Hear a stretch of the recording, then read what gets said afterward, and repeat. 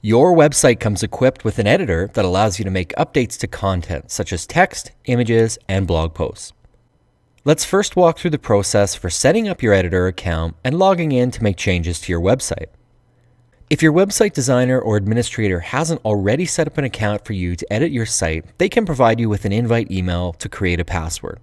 My designer sent me the following invite email, and I'll use it to set up my account. I'm here in my Gmail, and my invite to set up my password has arrived.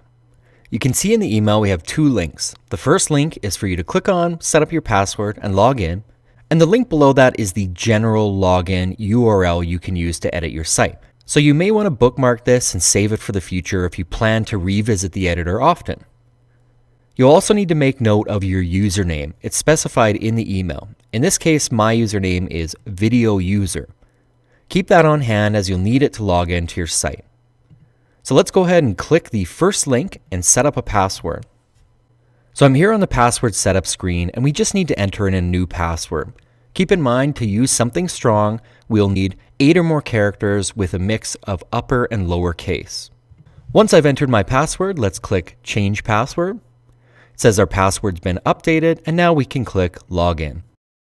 In order to log in, we just need to enter our username. In this case, my user is video user, and the password we just set up.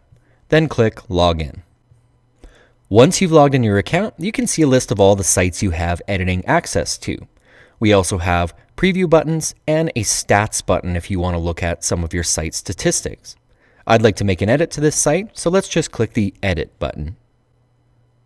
Once we do that, we're brought into the site editor, and from here we can make changes to the site.